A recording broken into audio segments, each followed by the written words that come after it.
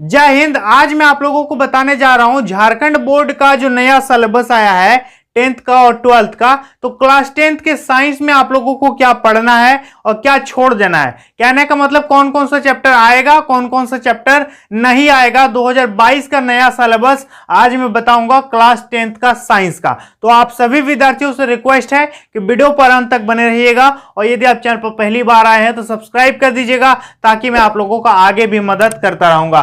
तो दोस्तों सब चीज पढ़ना जरूरी नहीं है क्योंकि 25% आपका सिलेबस जो है काट दिया गया है, डिलीट कर दिया गया है। आप लोगों का 75% सिलेबस बचा हुआ है जिससे क्वेश्चन आप लोगों का फाइनल परीक्षा में आएगा। तो दोस्तों ध्यान दीजिएगा, यहां पर जो है पूरे साइंस को 3 पार्ट में बांटा गया है। पहला पार्ट है आपका केमिस्ट्री, दूसरा है बायोलॉजी और तीसरा आपका है फिजिक्स। कहने का मतलब फिजिक्स, केमिस्ट्री, बायोलॉजी में तीनों भाग में बांट दिया गया है और कौन कौन सा चैप्टर आपको पढ़ना है, कौन कौन सा नहीं पढ़ना है, A to Z आपको हम यहां पर समझा देते हैं। ध्यान से देखिए, पहला जो एक्सरसाइज 1 ये आपका हो गया केमिस्ट्री में।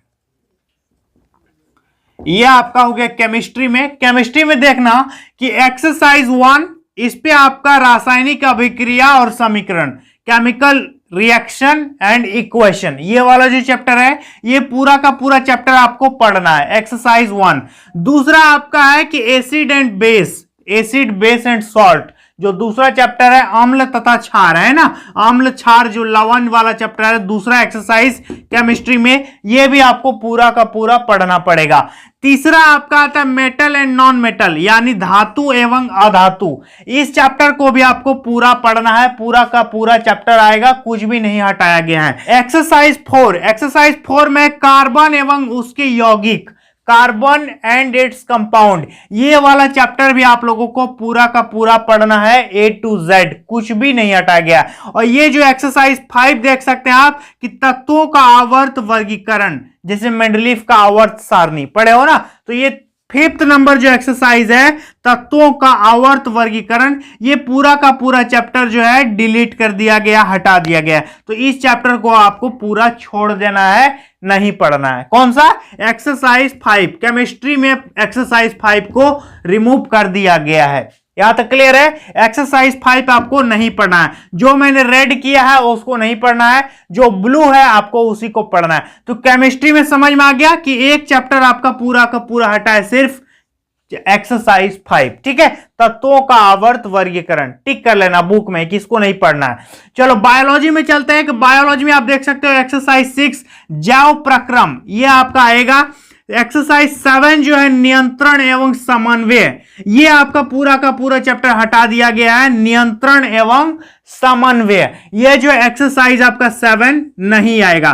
तो यानी बायोलॉजी में हम देखें तो दोस्तों देखिए, बायोलॉजी में एक्सरसाइज 7 आपका हटाया गया है और आगे देखते हैं क्या क्या आएगा। देखो एक्सरसाइज 8 जीव जनन कैसे करते हैं, रिप्रोडक्शन, ये आपका पूरा का पूरा चैप्टर आएगा। इसके बाद एक्सरसाइज 9 में है अनुवांशिकता एवं जैव विकास, ये भी पूरा का पूरा चैप्टर आने वाला है, कुछ भी नहीं हटा है, ठीक है।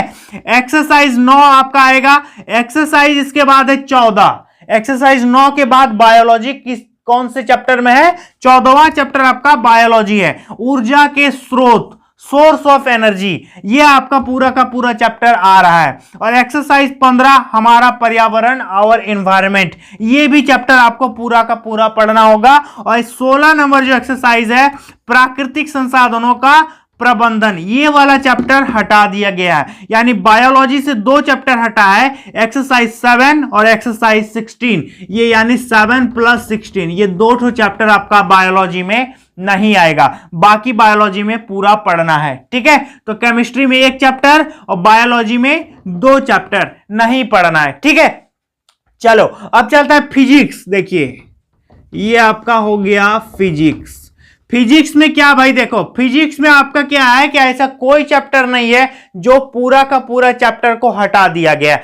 फिजिक्स का चैप्टर के अंदर से कुछ कुछ भाग को रिमूव किया है। जैसे कि देख सकते हैं एक्सरसाइज 10 में आपका है लाइट का रिफ्लेक्शन और रिफ्रैक्शन, यानी प्रकाश का परावर्तन तथा अपवर्तन। ये वाला चैप्टर आपका आएगा, पूरा का पूरा ये चैप्टर आपको स्टडी करना है, ठीक है। ये जो लाइट का रिफ्लेक्शन और रिफ्रैक्शन होता है, प्रकाश का परावर्तन और अपवर्तन, एक्सरसाइज 10 ये पूरा का पूरा आएगा। एक्सरसाइज 11 भी आपका आएगा, लेकिन पूरा एक्सरसाइज नहीं आएगा, उस पे कुछ कुछ चीजें आपको छोड़ना पड़ेगा। जितना भी प्रिज्म से संबंधित क्वेश्चन है एक्सरसाइज 11 में, जितना भी प्रिज्म से संबंधित क्वेश्चन है वो आपको छोड़ देना है। जैसे मानव नेत्र तथा रंग बिरंगा संसार, यही है शायद चैप्टर का नाम, ठीक है। तो इस पूरे चैप्टर को आपको पढ़ना है, लेकिन उसके अंदर आपको क्या छोड़ना है, प्रिज्म से प्रकाश का अपवर्तन, ये नहीं पढ़ना है, ठीक है। रिफ्रैक्शन फ्रॉम प्रिज्म, ये आपको नहीं पढ़ना है। दूसरा है कि कांच के प्रिज्म द्वारा प्रकाश का विक्षेपण, इसको भी छोड़ देना है, ठीक है। प्रिज्म से अपवर्तन और प्रिज्म द्वारा जो है प्रकाश का विक्षेपण, जो कांच का प्रिज्म होता है, वो आपको छोड़ देना है। इसके बाद है प्रकाश का प्रकीर्णन, ये भी आपको छोड़ देना है, ठीक है। और इसके बाद देख सकते हैं एक्सरसाइज 12, एक्सरसाइज और बाकी सब पढ़ना है, ठीक है। जो रेड है सिर्फ उसी को छोड़ना है, बाकी पूरा चैप्टर आपको पढ़ना है। अब एक्सरसाइज 12 में आते हैं, तो एक्सरसाइज 12 आपका है विद्युत। तो विद्युत चैप्टर जो है पूरा का पूरा आपको पढ़ना है, लेकिन क्या छोड़ना है, विद्युत धारा का तापीय प्रभाव। उस चैप्टर के अंदर में ये सब चैप्टर है, ठीक है, खंड का ये उपखंड है।